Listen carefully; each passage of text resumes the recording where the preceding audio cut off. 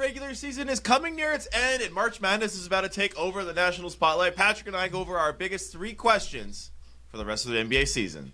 Let's get into foul trouble. James, we are back, and I feel like this is about to be like the most explosive stretch run, interesting playoffs. I could not be more excited to dive into this with you over the next couple weeks.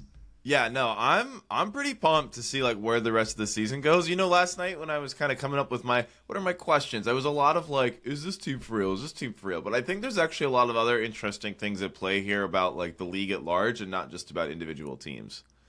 Yeah, I mean, I guess we'll get into what I found interesting, but it's just I feel like we're 65 games in, and right now it really feels like it's still anybody's championship to win, and it's not like just by default. I feel like a lot of years it's like, oh, like, yeah, there's one real, like, it's probably the Celtics championship to lose, and every other team is just kind of waffling in the middle. This year it legitimately feels like, 3, 4, 5 teams could put it all together in these last 15 games going up to or 15 games or so going up to the playoffs and make a magical run that could realistically redefine the NBA as we know it for the next 3 to 4 years. Yeah, it's interesting. I asked you a couple weeks ago which team could make a surprise Eastern Conference Finals run, and then before you answer, I gotta put myself on blast for a slew of legendarily bad takes in that episode where I proclaimed it could be the Magic, who, as I think we all know, have been really bad for like 2 months now. I said that during the first month of this bad stretch. Hey, I was with you in the first month of the Magic. Now a little too much time has passed. Hey, apparently Jalen Suggs is like the most important player in their franchise. And my other bad take was I was like, now that the Heat are replacing Jimmy not playing with somebody playing, they'll be good again. No, the Heat have been pretty bad also since I said that. So the temperature in Florida is a little too hot for me. I don't know. Dude, I don't know what's going on with the Heat. I mean, I don't think we're going to get into the Heat very much in the rest of this episode. But I have no questions about the Heat. Seems like Terry Rozier just like, I don't know, completely forgot how to play or is just too stressed out with being investigated for gambling, or I don't know what's going on. Not investigated for gambling. Terry Rozier is playing so poorly. They're investigating to see if he's throwing games. Yeah, that's epically bad. He is lucky that he's not a high-profile player, because that would be like an all-time like getting dunked on moment. And I mean, he's big enough to where that's like a should be more. We're just irrelevant. Scandal. We're just the Suns and the Heat irrelevant, man. Who needs energy to gravitate around your whole solar system? You don't need that. You don't need energy. You don't need gravity. No. Yeah, sun, heat out, cold in. Pluto in. It's back. Yeah, it's a planet again. Do you want to do our best take, worst take real quick, and then we'll jump into all of our questions? Yeah. Okay, I have a take, James, which is maybe why I'm so excited about getting into this. It's like so bad that I feel like it's kind of galaxy brain good take. Like I honestly couldn't decide if it should be my best take or worst take of the week, and you'll never guess who it's by. It is by the GOAT of the best take, worst take section, Gilbert Arenas. He said, if Bronny James played 36 minutes per game, and I'm risking LeBron confronting me in the street right now by saying this. If Bronny James played 36 minutes per game, he'd be top 5 for Rookie of the Year. This was a recent quote. This was last night, right? Yeah. Or yesterday? Yeah, it was yesterday. And it's like, obviously, Bronny James is not that kind of player, but I think he's actually right. If he played 36 minutes per game, he probably would be top 5 for Rookie of the Year. Do you know who is leading the league for rookies in minutes per game? Or Bub Carrington is leading the league for rookies in minutes per game right now. Do you know how many minutes he's averaging? 18.9. 29. Better than that. 29. So Gilbert Arenas is just saying if Bronny James averaged 7 more minutes per game than any other rookie in the league, he would be top 5 for rookie of the year. And I think he's probably right. It's like a technically correct take, but it's like you said this take not understanding minutes distribution in the NBA to begin with, because there's not that many players who average 36 minutes at all in the NBA anymore. Exactly. It's like saying, I mean, and it's kind of a product of just the rookie class being so bad this year that it's just like, yeah, if anybody averaged 30 minutes per game, they'd probably be around there. Patrick, are you following the Bronny James is playing well in the G League, but now people are pushing back on playing well in the G League meaning anything at all discourse that's been going on? No, not super closely. I would love for you to give me to key me in. I've pretty much been, all of my Bronny James content has just been watching Stephen A. Smith go on every single news outlet to just explain how LeBron James talked to him very closely. Yeah, basically, like I think Bronny's doing pretty good in the G League. I think he's averaging like maybe I don't know. Now it's tough too because I feel like there's a lot of people who are like strongly pushing to like Bronny's actually good right now narrative, and there's also a lot of people there to like tear down any Bronny narrative. So when you see Bronny stat lines, I swear there's always people arguing about it's like, no, that's only a stat line from a certain date. So I don't even know what he's averaging, but it's near 20. At least over a sustained time period. But now people are like, anyone could average 20 in the G League, which to me raises the question, why doesn't everybody do it? But regardless, we've seen him in the actual NBA, and it hasn't been pretty. Wow. Which leads me to my first question of the podcast, Patrick. How good is Bronny James? No, okay. Do you know how many games Bronny has played in the G League? I've got it right here. Can you set the record straight for everybody? Bronny James has played 7 games in the G League. I mean, on stats.gleague.nba.com, on Bronny James tab, it says he has played 7 games for the South Bay Lakers. He's averaging 26 minutes per game, 13 points per game, shooting 36% from 3. Or no, 36% from the field. Ooh. I'm sorry. 21% from 3. And 66 free throw, 3.9 assists, and 3.1 turnovers per game. I think it's more been a product of he's had some okay singular games. I don't know how I would look at his like single game stats. Let's see. I feel like this is insane how much time is being spent on Bronny. But let me put it this way. From a statistical standpoint, it was a great take. He has one game where he is a positive in the plus-minus department. Okay. We can work off that. Exactly what I want from my rookie of the year. What contenders do you have for worst take of the week? Well, my best take, I'm going to give it to Jokic, who finally showed signs of life and caring about the MVP race.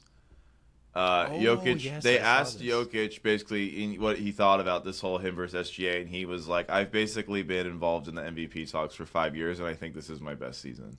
Which was the secret, like, oh, you do care. Yeah, I thought... You care.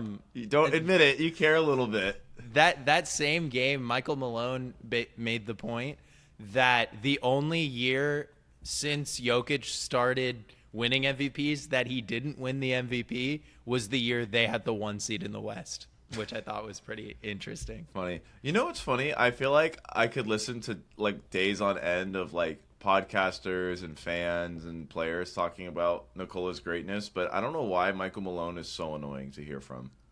He's so hot. He's so aggressive every single time. Yeah. All right. What's your worst take?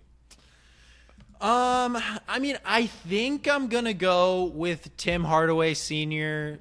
And I feel like this is always the worst take of the week just because the, like, alumni of the NBA will not let it go. But Tim Hardaway Sr. said 3 days ago, Bol has the same abilities as Victor Wembanyama once again, and he elaborated to say he just isn't given the opportunity to do the same things as Victor. And I mean, as a Suns fan, that could not be more untrue. God, we would give him every opportunity. We even have started him like 10 games this season. If he was Victor Wembanyama, especially on defense, he would be Victor Wembanyama. But I kind of hate having that be like the worst take of the week, because it's so we've just like awarded that take as worst take of the week multiple times before.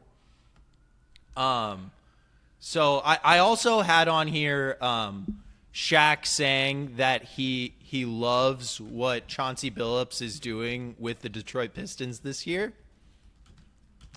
because he legitimately thought that Chauncey Billups was the coach of the Detroit Pistons. That's bad. Who said that? Shaq.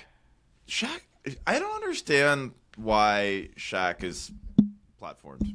We should deplatform Shaq. I'm like so sick of Shaq. I think we talked about this 2 weeks ago, but I'm honestly really sick of. I feel like inside the NBA, instead of going out with glory, has gone down in like a horrifying blade. I think this. I don't remember the exact context, but someone asked Shaq if he was going to watch Celtics Thunder last night, and his response was, "I'm not getting paid to, so no." Yeah, well, his response to Candace Parker saying that JB Bickerstaff coaches the Pistons was, "I don't watch the Pistons." So it's like, what are we doing? Yeah, the Pistons are only one of the most surging teams in the East who are gonna. They will be in the playoffs. They won't even be a play-in team. They will be a solidly if Shaq knows playoff what the team. play-in is. Yeah. So hey, I'm comfortable giving Shaq the worst take of the week. Yeah, I feel like Shaq has to be the worst take of the week. Well, I mean, I have my take, but my take's a little less basketball related. So even though it might be a worst take, I feel like it probably doesn't deserve to win on a basketball podcast. What is your worst take of the week? I feel like you could guess with the hint. What is it? It's early. It's Draymond Green. Oh, what did he say? We're still in the week where Kat missed a game because of a funeral for a family member. Draymond basically called Kat like a wimp, and then when he found out that Kat missed the game because of the funeral, he said, "I'm sorry to hear that. That sucks, but my comments that I made was what I heard, was what I heard. So I send my well wishes to his family, but the show must go on." No, yeah, I actually almost did pick that as my worst take of the week. I wasn't sure how to frame it, but that was like disturbingly terrible in my opinion from Draymond. And someone pointed out on Twitter, in October, Kat played against the Heat and Jimmy was playing and he dropped 44 on the Heat. Like, I don't think he's that scared of Jimmy. That was a long time ago. He's over it. And I think the even worse part about it is maybe you can argue that Draymond is just, I don't know, trying to do some competitive edge thing with another contender in the league. Freaking first things first, Chris Broussard extended that rumor. He said it on national TV when it was just completely false. No, I feel like this year is the year we're finally having a big discussion about the NBA media landscape. And dude, I think I saw on Stephen A's show, Big Dog, or what is this guy's Mad Dog? Mad Dog. I guess he was a big radio guy back in the day. Mm-hmm. They had who are your top 5 NBA teams of all time, and he didn't have a single Michael Jordan team on it. Damn, that's crazy for an old guy too at this point. Bro, he had the 71 Lakers, I want to say, or a early 70s 71 team. Lakers. Yeah, I mean, I think that's a team that should always be in the discussion, but come on, you're not even going to put the 96 Bulls? Yeah, that's what, not one Bulls team? Did he have a Lakers team? Shaq the 70 Kobe Lakers. Not even the Shaq Kobe Lakers. It was Yeah, that's crazy. Yeah, Mad Dog. No shade to the 71 Lakers, but, there's other great teams in the history of the league. 71 Lakers still hold the record for longest win streak in NBA history, but let's not lie. Let's not rewrite history and act like there wasn't another professional league in America that had great players at the time. That's not happening nowadays. Well, Patrick, you have to understand, when you stopped watching the NBA after 1982, I mean, those are the best teams that have ever played the sport. That's true. Damn, he even missed Bird and Magic. I feel bad for him. Yeah, he stopped watching the NBA right before it got good. Dude, it really picked up. Oh man, I don't understand. I don't understand like why, especially in basketball, it's like let's just glorify stupidity like nonstop. It's just, I don't know. I guess it's just such an ego-driven. It's kind of an ego-driven sport to a certain extent, in that, like, you know, like certain players you can like just take over, and that's like the beauty of it. Like one player does so much. But I agree with you. It's like bizarre how like that seems to have like seeped into like the coverage of the sport as well. Yeah. You know what? It's so weird. Like NBA players, it's like all we do is rank teams and players, but it's so weird. Like even in the NFL, when it's like Josh Allen versus Lamar Jackson, there is always someone being like, well, you know, they are playing against the defense, not each other, and it's like, that's true. Yeah, I don't know. But, yeah. Well, hey, at least Jokic for Shea is not as toxic as Jokic and Embiid, so I'm happy about that. Yeah, maybe it'll get there though. We have time. You know, that actually leads perfectly into my first question. Should we go there? Yeah, let's go there. My first question, very simple. You've already kind of teed it up, but it is less. I think we'll have a lot of time where we'll talk about who should be the MVP. My question right now is, what makes an MVP the MVP? Is it best player on best team? Is it simply a question of who is the most valuable? That would lead me down a question of like, what is the most valuable position? Is it, you know, a lead ball handler, initiator? Is it a center? We have two guys that have, I feel like there's like a bar that you have to clear of like, my stats are MVP worthy. And Shea has just been absolutely unbelievable this year. This one, Twitter that I follow, his name is Carson Breber. He posted OKC's net ratings. SGA no Chet plus 20. SGA no J-Dub plus 25. SGA no Hartenstein plus 20. And then SGA no Chet and J-Dub plus 28. SGA no Chet and Hartenstein plus 22. SGA no J-Dub and Hartenstein plus 27. All of those would like literally be the best net ratings of all time. But at the same time, we're talking about him versus a guy who just had a 30-20-20 triple-double and is averaging like the most efficient triple-double ever.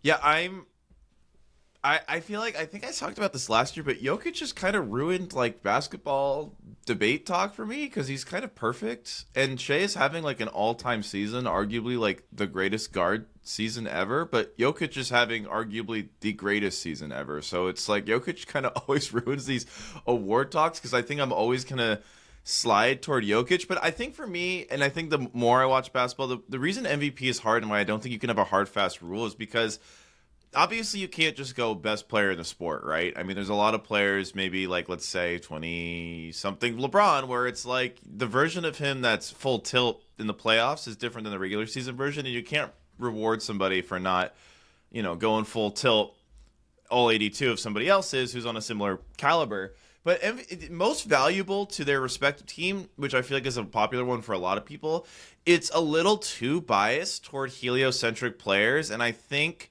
in a way, it's a little obscuring. Like, for example, Westbrook's MVP season, he won MVP. I think that was probably the worst MVP recipient we've had in a long time, to be honest. Like, James Harden was a way better player that year. LeBron James was a way better player that year. Stephen Curry was a way better player that year. And the Thunder basically were like, hey, we're going to clear out our defensive rebounding so Westbrook can get the rebound because our half-court offense sucks, so Westbrook has to get the ball up so we can play in transition. Are you the most valuable player when your shooting disabilities are preventing you from having a functional half-court offense? You know what I mean? It's like the way they play makes him seem more valuable than he actually is to winning basketball. Yeah, I mean, I think that's a great point. I went through as well, and I just, as a thought exercise, can you tell me the last time someone won MVP where they had the best record in the NBA? I'm going to say 2019 Giannis. See, it's further back than that. Really? 2015, 2016, Steph Curry was the last MVP where they had the best record. And I will say, like, there's a good chance that the Thunder don't end up having the best record in the NBA. They will have the best record in the West, which that kind of obscures things. And they'll have the best record in the West by at least 10 games, if not, like, right now I think it's sitting at 11, but I think they could push that to 12, 13. But yeah, I mean, my whole feeling about this right now, and I've been really surprised by, it seems like the public sentiment is really going more and more towards SGA. And like, I think it's a fair thing to say, but I just feel like basketball discourse 2, 3, 4 years out is always like, oh yeah, like exactly what you're saying. Russell Westbrook wasn't the best player that year, but like it was his turn. Even like Kevin Durant, 13-14, he was incredible that year, but he wasn't the best player in the league. Like, but it was his turn. Derrick Rose, we needed to change things up. Yeah, I guess to the KD point, and I remember KD's MVPs, and I was pretty blown away. He was like back then, 40 meant a lot more the year Kevin Durant won MVP, and Kevin Durant was scoring 40 balls like left and right that year. And the Heat, obviously LeBron was the best player in the league, and the Heat were a really good team, but it is true. Like, if Westbrook doesn't get hurt in that Kevin Durant MVP season, does Kevin Durant score as many 40-ball games? Does he win MVP? It just seems kind of weird that it's like, oh, your teammate got hurt, now you're the MVP, when in reality, you being the MVP has nothing to do with your teammates in that sense. Yeah, and more to do with just, like, the situation around you with the league. So, at least for me, if I had a vote, I'm leaning more and more towards Jokic, especially because it's not like they're the 4th seed. Like, I think there's a pretty good chance they're going to end up with the 2 seed in the West, which is just this buzzsaw of a conference. And he's the best player in the league. No one is taking SGA over Jokic. Over Jokic, no. No one. But I see this is the problem with Jokic, though, is his kind of like near perfection on offense. I feel like it just makes it hard to talk about, especially because we can't quantify defense as much. I also am leaning Jokic, so this is not an anti-Jokic. But, I mean, I do feel like Shea, I think we both all agree, is having a very MVP-worthy season.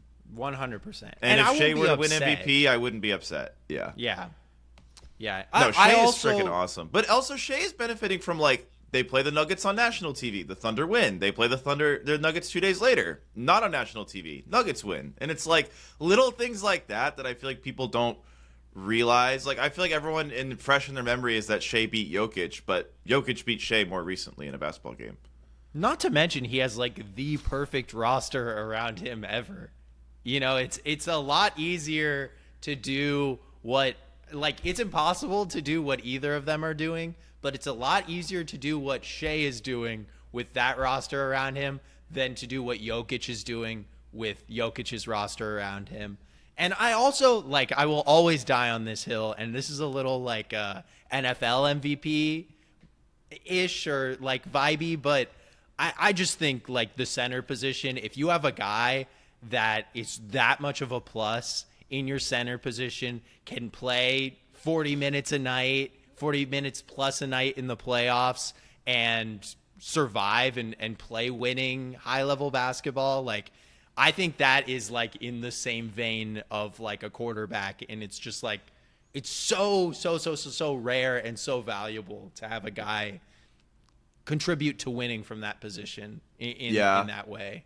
But it's tough, though. Are we kind of underrating Shea? Because, you know, we talk about how good the roster around him is, but we also brought up, like, hey, when the roster around him isn't even playing, Shea is still fucking awesome, and he's still leading to winning. So I think Shea deserves all the flowers he's getting. But I mean, I don't know. Do you have, like, a standard criteria for MVP, or do you try to take it a year at a time? I think at this point, I'm more a year at a time type guy. Yeah, I think you kind of have to, because like it does matter like what's the team, what's around them from a team concept. I do take like seeding into consideration. It's not really something that we're going to need to talk about too much this year because the two clear candidates are just on really good teams, which is good. But yeah, I mean, I don't know. It would be one thing if like you could even argue that Jokic isn't like literally having the best year of his career.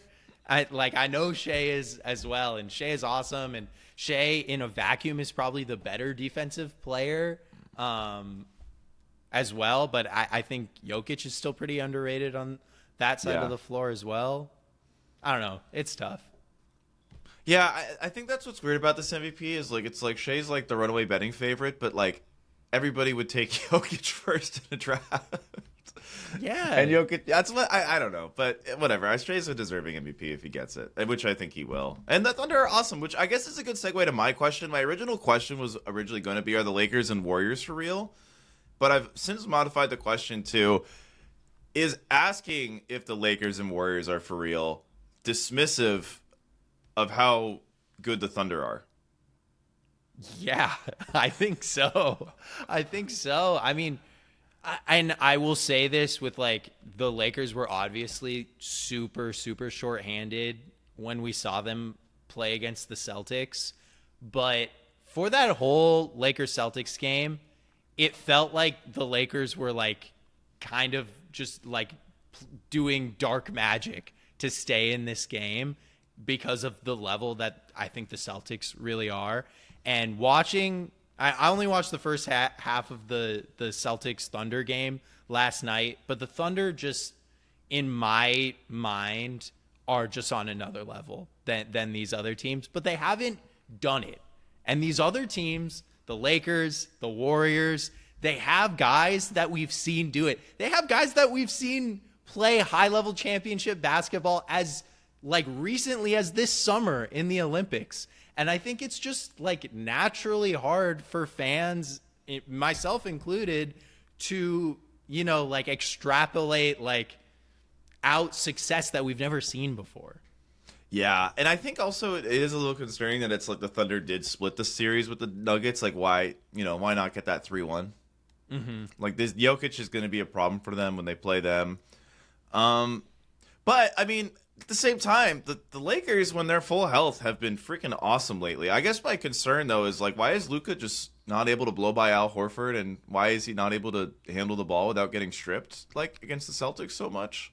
Dude, this is a Al Horford variant. He went back in time, got 2015 Al Horford, brought him back. I don't know. Al Horford, even last night, against Shea, he looked pretty decent, too. Looking like he's like 28 years old again. Yeah, and the Warriors just forgot how to lose when Jimmy plays. Yeah, no, they can't do it. They can't lose. It's impossible. Yeah, I mean, I think the Lakers, with everything that I said, the Lakers and the Warriors, I think, need to be taken very seriously as teams that could beat any team. But if we're talking about like classic profiles of contenders, I mean, the Oklahoma City Thunder have the best point differential of all time right now.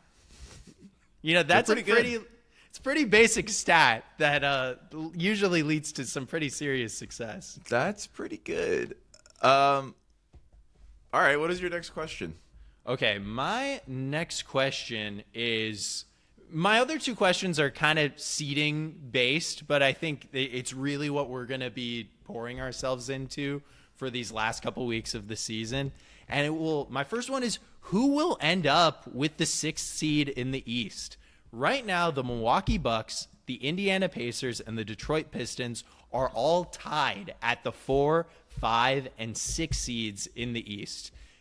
The Knicks are pretty locked in to number 3.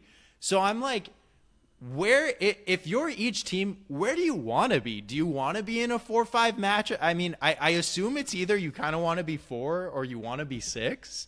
Selfishly, what do I want? Yeah, what do you want? I want Pacers 4, Pistons 5, Bucks 6 because I want Bucks Knicks because I think Bucks Knicks could be like a hidden gem of a series, and I think the Bucks could win that series, and I think it would send the Knicks into a disaster tailspin. Yeah, I mean that definitely is the juiciest of all the options. I think. I talked about it briefly, but I don't see how the Knicks are going to stop Giannis from just doing whatever the hell he wants the whole time. Yeah, no, I don't see how they can do that either. I mean, I think it's just the and I guideline. want it too because I feel like Giannis is the most forgotten, talented player we have. Yeah, speak on that. That's definitely true. I mean, part of it's him playing in Milwaukee, but also they have Damian Lillard. Playing in Milwaukee, but it's not even like he's on a bad team that's interesting to talk about. He's on a good team that beats bad teams but can't beat good teams. So it's like those are the teams that are just genuinely not fun to talk about. The swimming on top of the water teams are not fun to talk about. I think it's partially as well that the Bucks started so poorly this season that I think general NBA fans really have a hard time adjusting what the reality of the season is, Today. 60 games in opposed to 10 games in, because it's like everybody's so excited at the start of the season. That's why I think a lot of people are surprised to see where teams like the Suns are, because when you start off so hot, it's like, okay, I can file that away. I'm going to go back to football season and I will be back in June. And all of a sudden the Suns are 10. Yeah. No, they are at 11, maybe 12 right now. Oof. Yeah, they're the Mavericks are begging them to be 10, and they are saying no, thank you. Okay, of the Bucks, Pacers, Pistons, is there a matchup other than Knicks Bucks that you're like, I want to see that? It's tough. I think Bucks Pistons as a 4-5 matchup would be really, really fun, and it would be an interesting challenge for the Bucks because they have so much athleticism in their front court and size that I think they're actually uniquely I wouldn't pick them to beat the Bucks, but I think it would be a really interesting Giannis series to say hey man, it's here for the taking to get to the second round. You just got to go beast mode against some young Bucks that are really hungry. But at the same time, I mean, I totally agree with you. Bucks Knicks is super, super juicy. To see Dame and Giannis in the Garden in the playoffs would just be so sexy. But if we get that, then we're getting a Pacers Pistons 4-5 matchup. NBA TV classic. NBA TV classic, which low key would lead to the Eastern Conference first round being pretty rough. If it's, you're not excited for Magic Cavs? I'm not excited for Magic. They went to Cavs. 7 last year. You could hype me up for Celtics Hawks though. You're not excited for the Heat winning a stupid play-in game and going against the Celtics one last time? Don't you think the Bulls would want that play-in game just to make their draft pick a little bit worse? The Bulls are the poor Bulls have no shot at missing the playoffs. They're on, or I don't know if did they play last night? They're on a 3-game winning streak. They can't be stopped. The Eastern teams outside of the Hornets and Wizards are having a problem. There's 4 teams, the Nets, Raptors, and Bulls or 3 teams that are please lose. We're going to trade anyone who's decent. And the players are but what if we win? Even the Hawks, they traded a bunch of people. They traded out DeAndre Hunter. They traded out Bogdanovich. Can't be stopped. They're going to be 500 this year. Do you remember my Trae Young theory? What was? Remind me of your Trae Young theory. All Trae Young teams are destined to finish within a game of 500. We're trending. That's a toward great that. theory. That is it's gonna play out. See, that's why I still believe in Trae Young as a winning player. I think we talked about it earlier, but like the fact that he's being way less heliocentric and he's still able to create so much, and is obviously honing in his shot selection helps with efficiency. I don't know if it actually has numbers wise. I think he was shooting poorly at some point this year, but yeah, I mean, I like Trae Young. It's not. I don't know. It's hard with Trae Young because it's like his defensive limitations. Yes, he's not a good defender, but he can't do anything about his size at the end of the day. But also, we've seen him succeed in the playoffs, at least to a certain extent. Not against they're not playing the 71 Lakers, but no, not the 71 Lakers. But I mean, the 500 theory with Trae Young extends to the playoffs, though, which means he could beat any team. Yeah. But I will say, the last thing on this six seed race, if the Pistons can get up to number 4, I think that is like a real like pain in the ass matchup for any of the top teams in the East in the second round. Like that the Pistons have been the number 1 defensive team in the NBA over the last 2 weeks, and they just have an edge to them that I have loved all season. And Cade is just like a problem, and I think he's built for the playoffs. Can shoot, is big, can play defense. I'm really, really, really excited about what they're cooking up in Detroit. Yeah. And yeah, I mean, it's exciting. All right, my next question. Are the Timberwolves back? Are the Timberwolves back? What say you? Are the Timberwolves back? Yes. There we go. I know they're on back. a 10-game winning streak with my favorite player, Julius Randle. Yeah, Julius Randle's going a little bit more playmaker mode. He's always kind of had that in his bag, but he kind of went away from it, being on those Knicks teams where they were like, Julius, you got to shoot like 25 times, and we're going to play bully ball and win low-scoring games. But no, I mean, I think this is going to segue into my final question, so I won't spoil it too much. But I think the Timberwolves are the stylistic, like, kind of dichotomy team to all of these other teams. Like, the Thunder have Hartenstein and Chet. Still would call them a smaller team. Grizzlies, obviously, they're playing Jaren and at times Edey. Grizzlies are back to the 2 seed. I'm sorry, this is news to me. This is also kind of dancing around my last question, but yeah, let's keep going down. Oh, we might have the same question. But like, Lakers are going to play small. The Rockets, I know they have Şengün. They bench Şengün half the time I watch them. They're going to play small. The Warriors are going to play small. I mean, they do. They just bench Şengün. Yeah, he plays poorly. I mean, Jabari's pretty big. That's some size that they play with, and then they always play a couple minutes with Steven Adams. Shout out him taking down Mason Plumlee last night. But are the Timberwolves kind of like rough, tugged, physical? This might be the last good Gobert season for them before he really falls off a cliff. They're definitely the Zag team. I mean, I don't think the Grizzlies, to be honest, would be too concerned with their size. I mean, they have Aldama too, who is like a sneaky 7 feet. Yeah, and he can shoot. Yeah. So and then they also have Clark. So I think they could keep up with their size if it was like a 2-8 matchup or a 2-7 matchup with the Timberwolves. That would be a really, really fun series, I think. But yeah, I mean, it's so close. I'll just spoil. My last question is, who is going to end up with the 2 seed? And to like your credit, like I think the Timberwolves are right there in the mix, because they were talking about it on the Hoop Collective yesterday. They have the easiest remaining schedule of any of the Grizzlies, Nuggets, Lakers, Rockets, Warriors, or Timberwolves.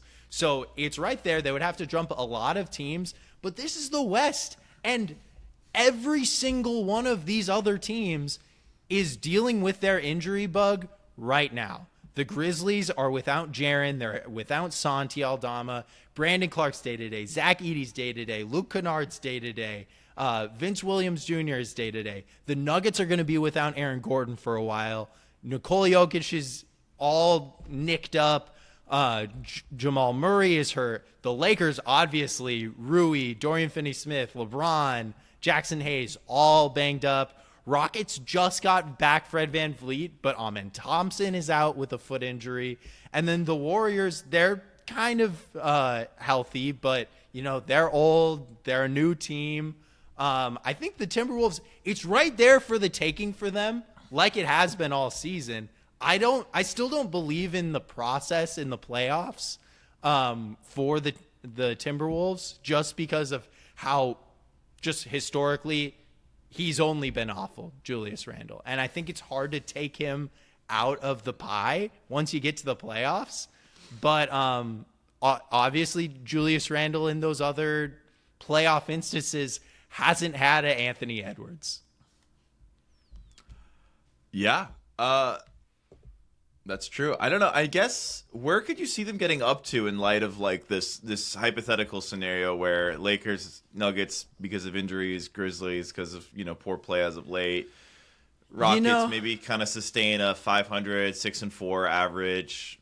In the Timberwolves, do you think the Timberwolves and Warriors could rise? I mean, they're about 5 games, so they're both about 5-6 games back from the Lakers at the 4 seed, but I think probably can't catch the Lakers. If the Timberwolves, I think it could get close. I don't know who owns I think it would be a tiebreaker thing with them. But, like, if everything goes perfectly for the Timberwolves, I think they could get up to the 4 seed. Like, if everything went perfect, I wouldn't put my money on it. But I think they could get up there. The other tough thing is, like we said earlier, the Warriors are not losing games. Yeah, they don't lose anymore.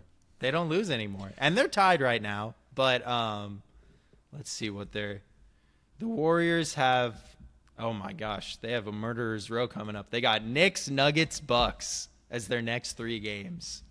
Yep. But after that, it's Raptors, Hawks, Heat, Pelicans, Spurs.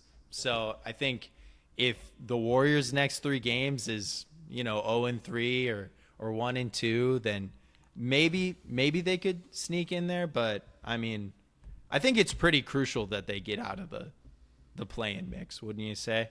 Yeah, I mean, so Minnesota has 5 tough games left. They've got 1 Denver, 1 Memphis, 2 Pacers, 1 Bucks, 1 Pistons.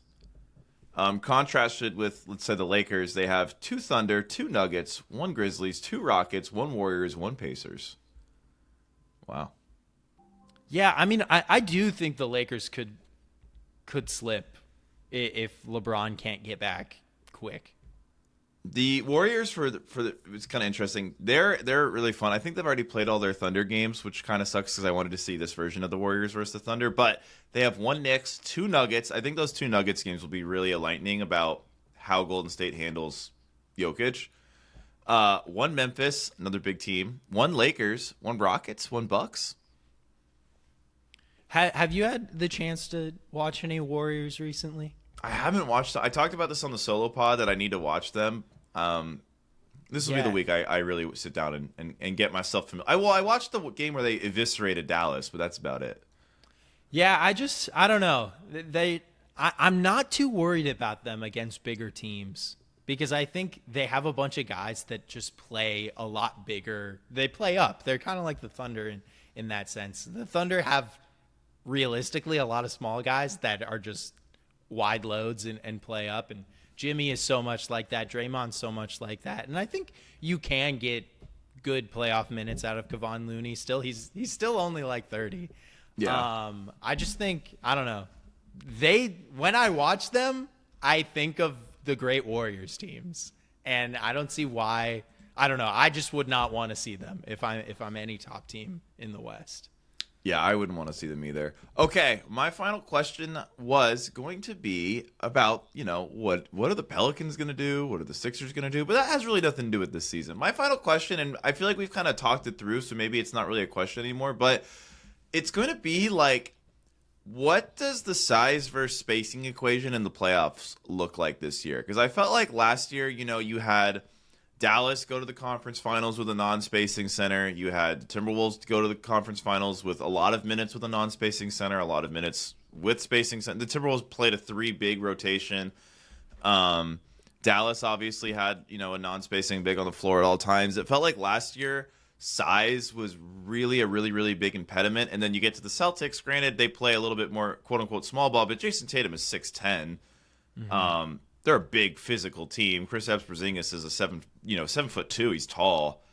And the Cavs, obviously, Mitchell got hurt, so they didn't have to play them at full strength. I think they would have won anyway. I'm not taking away from the Celtics win there. But do we think we're going to see a lot more double big what do we think? Are we going to see these kind of? I feel like like 6 years ago, you saw a lot of like, for example, what the Lakers are doing now, where it's like Vanderbilt at the 5 and switchability is more important than rim protection. Like, obviously, Bam Adebayo could protect the rim, but it felt like a big reason why the Heat were successful the last 6 years was his switchability more than his rim protection at times. So I guess I'm kind of curious, what's going to be the big one this year? Is it going to be more back to switchability, like late 10s, or is it going to be back to rim protection like it's been this decade? I think we're in a weird, like, you kind of got to be able to do both. And we've seen that a lot, especially with the Thunder, in, like, they'll go to, like, a timeout with Hartenstein and Holmgren still on the floor, and you're thinking, like, okay, one of them is going to go to the bench, and then they just come right back with both those guys. And, Chet is obviously, like, a real floor spacer. But, you look at the Eastern Conference locked-in playoff teams right now, and you see the Celtics, like you said, they're pretty. Patrick, I only see the Cavs. Well, I'm going to get to the Cavs. I think one team as locked into the playoffs right now. That's Cleveland. So the Celtics, they're always going to have a floor spacing big on the floor. Yeah. The Bucks pretty much will always have a floor spacing big on the floor. The Pacers, they got Miles Turner. That's kind of their bread and butter too. And then, the Pistons, it's kind of arguable, but when you have Beef Stew, he is their facsimile of a floor spacing big. So I think it kind of comes down to, like, Cavs in the Eastern Conference. Are you the hammer or the nail right now? You guys have been dominating the league all year with these two. Evan Mobley can kind of space the floor. Has been a lot better this year, but traditionally it's a guy that I think the majority of the league is like, we're going to let you shoot if you want to shoot. And can the Cavs, be a better version of the Timberwolves last season? Can they bully teams into, like, hey, this is 90s basketball. Get two bigs out here, or you are just going to lose this game on rebounds alone. In the Western Conference, I think it's a whole, I don't know. I think you kind of got to do both. Like, any of these teams could play two bigs if they really, really wanted to. Even the Warriors, Draymond can play at the 4, and I think he will play at the 4 a lot. But the Timberwolves can do two bigs. The Rockets can do two bigs. The Lakers might be the only team that it's like that cannot, yeah, that can't really do that. But even LeBron, like, he could play center if you really wanted him to. Not well, but he could do it. At least he can guard a center in a pinch, especially if that's other center has, like, a big man 4 next to him. So I think size, space, skill. That's what it's all about. And if these big men are skilled, like most all of them are, you're gonna need size to win in this NBA. Yeah. Well, do you want to briefly touch on the Pelicans and Sixers? I feel like the Pelicans are in such a strange spot now that Zion is having this revival, but they suck. Yeah, well, I think for the Pelicans, it's kind of best case scenario way to close out your season with Zion at least gaining a little bit more trade value going into the offseason. But it just seems to me like these are Zion's last games with the Pelicans, and this is the time the Pelicans should probably kind of clean house of just. So this is basically AD 2.0. Yeah, right? I don't really know where Zion goes from here because, like, what kind of value do you think Zion has in an open market? I think he's got a lot. Yeah? Yeah, I kind of do. I feel like for a guy like Zion, I know he's had a lot of injuries, but you watch him play now, and he's so slim. Mm-hmm. If I was a GM, maybe I'm naive and I'm just a Zion fan because I just want him to succeed so bad. I would bank on, like, now that he's a lot more in shape, I think there's a good chance the injury woes are largely going to be behind him. Let me look at this contract. Okay, so Zion, I guess this is the tough part with Zion is he has 3 years after this season still at, like, a pretty big max number, 39, 42, 44. And so it's like, do you if you're the Pelicans, do you want to be paying that going forward with the team you have built around him? Because I think if you keep him, it's kind of hard to continue to build up around him. And then if you trade him, it's like, God, you hate to see if he like takes off on another team. Let's put him on the Bucks. Yeah, put him on the Bucks. There we go. Giannis Two bigs. Zion, the whole. That would be so funny. That would be awesome. Yeah, like would you rather have KD with 1 year on his contract or Zion with 3 years on his contract? I would rather take the risk with Zion. Yeah, and I think that's fair. But I think you would, if you asked all of the GMs, it'd be split. Yeah, it'd probably be pretty split. And there's a lot of off-season questions. I have more off-season questions than in-season questions. Yeah, and then, I mean, you tell me what the Sixers do. I don't fucking know. I think the Sixers hire like a hitman, like one of the like Putin-style guys who's like, oh, Paul George fell out a window. I don't know what happened. Yeah, that's the only way. I mean, like I said before, it's obviously this is like nightmare scenario what the Sixers have went through, and I don't think we've even talked since they ruled out Joel Embiid for the rest of the year, which wasn't a surprise. But the good thing about how the Sixers are made, and kind of why I would keep Daryl Morey around, is like if you can find takers for these guys, even if you're adding on assets, like it's doable. You're not in the second apron. You could tank the rest of the year. They've finally fallen below the Raptors and the Nets. They could rise above them. It's kind of a mixed bag. But if you could get a really good pick this year, at least, I mean, it has to be top 6. But if you can get one of the top 6 picks this year, you get a young guy, you can put him together with Maxey and McCain, and then that's like, is that not one of the best young cores in the league?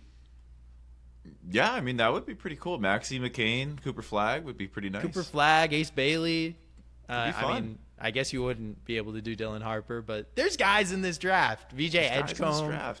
And then you just, you do your best to put some assets together that you can get off of Paul George and a Joel Embiid, maybe.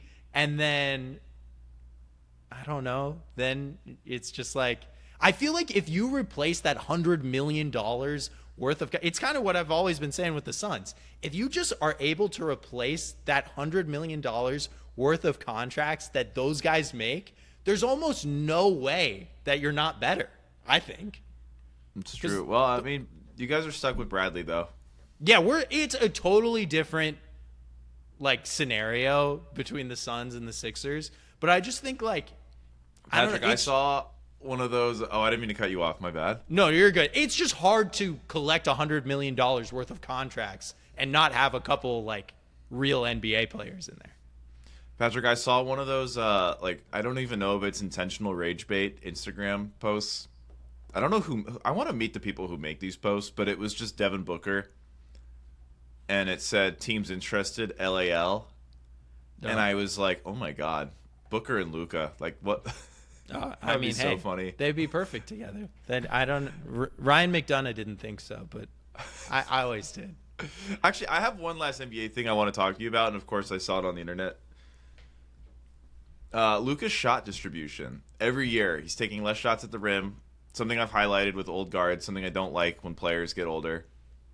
Taking a lot more threes. And I gotta say, last year I talked a lot about how unstoppable Luka's mid-range was, how efficient it was. Not quite on Shea's level, but obviously with Luka's overall scoring package, it was like, he's right up there with Shea. From watching Luka on the Lakers, I feel like that part of his game is kind of missing.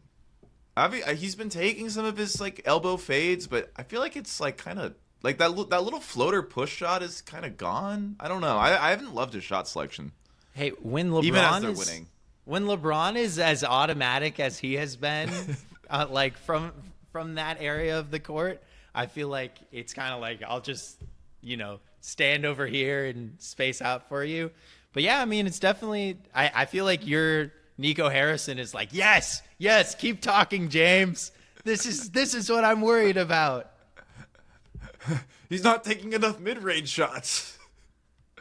If the Mavericks called up the Thunder and were like, hey, Luka for SGA, what would you have said? If I was the Thunder, Yeah. I would have done. I mean, I had Luka as my number 2 player in the league, so I would have done it for anybody but Jokic and Wemby. Yeah, I did too. And I probably would have said yes, but I think that becomes more and more of a question mark. Yeah, I think this playoffs will be interesting because you don't want to be too prisoner of the moment. Last year, Luka went into OKC as a lower seed and won. Yeah, absolutely. On one leg, and Shea was healthy, so I mean, worth remembering that. Yeah. But all right, hot streak shooting slump, Patrick. Hot streak or shooting slump? I feel like I'm on a little bit of a shooting slump. I gotta be honest. Why? My amazing fiance's under the weather. I'm just very tired. I've been overworked. There's been so much going on. I feel like you are right there with me in this. Yeah. We've been working to the bone recently, and it's very rewarding when you get to, I have the best job in the world. I get to do really cool stuff with awesome people all the time. But last week for Jesse's channel, we were shooting in San Diego. And we were there for 3 days, and we were moving around really, really heavy set pieces the whole time. And it just got to a point where it's like, I need to take a break. And you know what? Life goes on. There's no time to take a break. So that's the part of the year that I'm like struggling with right now. It's like, now it's March. Like, I have so many months ahead of me of hard work. The holidays are nowhere in sight, and all the birthdays in my life, for the most part, are either far away or are already done, and I'm just like chugging along. So it's like, it's a very mild shooting slump, but I'll say a shooting slump. I would say I'm on a hot streak. Although, like you, I've been working nonstop. I missed you last week. I was kind of funny. I did the solo pod. I think it was like 33 minutes long. And when I finished recording, I was like, whoa, that was a lot of talking. What was the experience like? Did you enjoy it? Did you? I did enjoy it. It was kind of fun to just yap for 30 minutes, wax poetic about some basketball, but definitely better when you're here. Yeah, no, hey, I like it better when I'm here as well. Can you believe that, like, some people, like the Locked On Sports networks, like, there's guys that will just do that every single day, 30-minute episodes about one team? Yeah, no, that is nuts. I feel like, though, the problem with the solo is, like, you're beholden to only your own research and thoughts, and I feel like for example, today, like, I could be like, yeah, Shea's a deserving MVP, but you have the numbers about, like, how good he is without Chet, or, Yeah, well, you don't get any revelations when you're just talking by yourself. There's nowhere to be surprised. I think it works in good, but I think what I learned from the solo pod experience is it's good in, like, a 10-minute bite of, like, here's 10 things I'm thinking about, my half-formed thoughts. I don't know if it works quite as well in the, like, here's my deep dive into... Yeah. Well, it would be completely different than what we normally do. Yeah. Right? It's like I don't know. How did you prep? Did you just kind of do your normal research? I had a notepad about the 5 things I wanted to talk about, and of course I got instantly sidetracked. The moment I was like, because but up to that point I'd only missed like 2 Lakers games with Luka. I'd watched like 10 of the 12 games they'd played with Luka. And right when I start talking about them, I got instantly sidetracked about talking about Zion because I was kind of blown away by how good he's looked lately. It happens. Yeah, he has been amazing. He's mesmerizing like that. No, but I'm on a hot streak. I've also been working nonstop. The hard part for me, and Patrick, you share my pain, is Patrick and I work pretty far out into the LA suburbs for our YouTube jobs. And both Patrick and I live in Los Angeles, the city. So Patrick has to battle the 405 freeway, which if you don't live in LA is a nightmare. The 405 becomes the 101 freeway, and that's like the worst intersection in the city. And PCH is still shut down. What is a worse intersection? Like the 110-10, the 405-10, or the 405-101? That was probably gibberish to everyone who doesn't live in LA. But of those three, yeah, I think it's coming back here. So that would be the 101 to 405. Right? Yeah, it's brutal. It's brutal. Yeah. I don't even have to cross through. I have to drive through it, but I don't have to switch freeways, and it sucks for me every morning. I have to drive through a street called Laurel Canyon, which is a windy road with busted up streets that is getting worse every time Dude, it rains. I think that's worse, to be honest. Like, that's the Laurel Canyon when it's bad, it's like... It's bad. Yeah, it's life-taking. Like, it just sucks the life out of you. Yeah, so I don't want to complain too much because I know some people listening have to deal with some of the same things, but, it's just like leaving here at 7:40, getting home at 7 o'clock. Or usually actually get home at 8 now. It's been tough. But, yeah. It'll work out. The hard part, honestly, has just been trying to figure out when I can work out because I used to work out in the morning. Now I don't work out at all. So I'm like, how do I get back to that? Yeah, the hour-long commute really takes away your urge to work out because it's like, I don't want to work out down there because then I'm going to have to drive back all sweaty. And then it's like once I drive an hour and come back, it's like, you don't want to. No, dude, what's been brutal about mine, not to do like, I have the worst ever, is my Tesla. I made the stupid decision as a young person to buy a performance one instead of a long-range one. So I have to charge every day.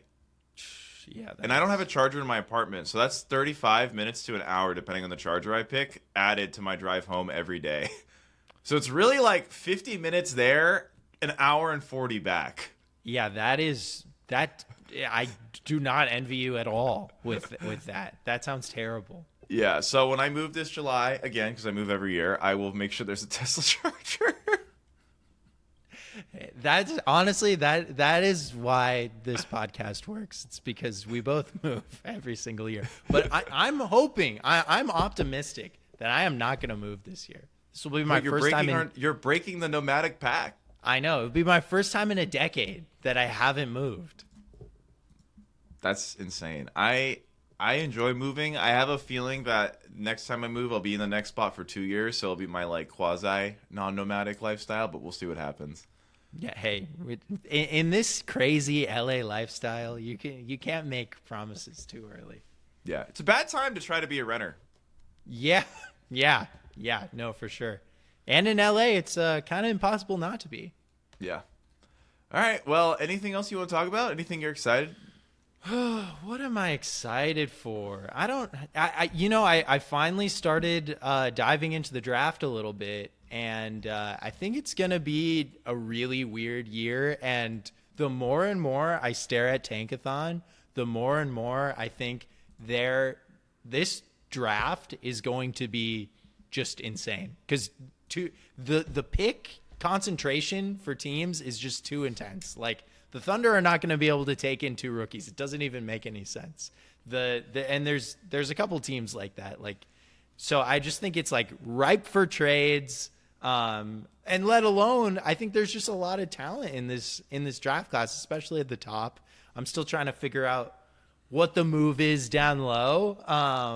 But we always have surprises, and it's very rare in NBA history to have, NBA history makes me think of something. But to have 2 years that really suck of NBA rookies. So I think we'll at least have a couple of really great guys next year. But have you started watching Bill Simmons' Celtics, like 5-6 part doc on the Celtics? No, I haven't. On HBO. It is really good. I highly, highly recommend it. It's just exactly what you think it's going to be. I'm very behind. I still need to watch Court of Gold. Did you watch Court of Gold? I did. Just in the last couple days, I kind of binged all the NBA content that I had been waiting to watch. It was pretty good. I felt like, to be honest, being as online as I am, it kind of spoiled all the best parts of Court of Gold. Like, I had seen the Katie crying moment. I had seen the Ant and Obama moment. So like I think it would have been better if like I binged it right away when it came out. But it was exciting. Like it definitely got me a little excited for the next Olympics, and yeah, I don't know. It was interesting. Definitely not a great look for Ant once again, but when is it ever? Yeah. I've been watching a lot of actual basketball, not the basketball side stuff, but TV wise, when I've had time, my girlfriend and I are finishing up Better Call Saul, and it's such an unbelievably good show. You on the White Lotus grind? We're gonna do Severance after BCS. Okay, that's what we decided on. And yeah, I haven't jumped into Severance yet either, but it's definitely on my list. Yeah. Oh, and then we've also been watching Beast Games, which has been a lot of fun. There you go. It's a great show. I still got like 2 episodes left of Beast Games, but yeah, Same. I mean, we have 2 left. Okay, there you go. Yeah, I mean, he just hacks your freaking brain. It's like, part of me is like, I don't even want to watch this, but I cannot stop watching. It's so good. It's so good. Yeah, you can't take your eyes off of it. Yeah, I've been watching. It's been White Lotus and then Invincible. Are you an Invincible guy? I'm familiar a little bit. I don't know a lot about it, but I've the become newest familiar. season is really awesome. I think the new episode comes out on Thursday, so it would be tonight. But having a lot of fun with that. I mean, couldn't recommend White Lotus more. I think it's getting more this next episode. Who did the killing every season? That's the fun part. But yeah, and then the Celtics, I can't remember what it's called. It's like the City or something Celtic like City, that. I think. Yeah, Celtic City. There's not a lot of NBA history documentaries. I feel like they're usually pretty like open to casuals, and because of that, there's not a lot of like NBA history docs that I watch, and I'm like, I didn't know that. It's more like I'm watching them just to hear the player's perspective and stuff. This, at least the first 2 episodes, which have been mainly about like the 50s and 60s Celtics, and we're about to go into more, we're about to go into the 70s. But time and time again in these first 2 episodes, I've been like, wow, I had no idea. So I gotta watch it. I'm gonna hop on. If you want a great, like, super comprehensive review of just the Celtics as a franchise, like, I can't imagine a better version than what this has been so far. All right, I'm gonna put that on my list. All right, well, I guess we should call the episode from here. Yeah. Thank you guys for listening. We will catch you next week. Peace.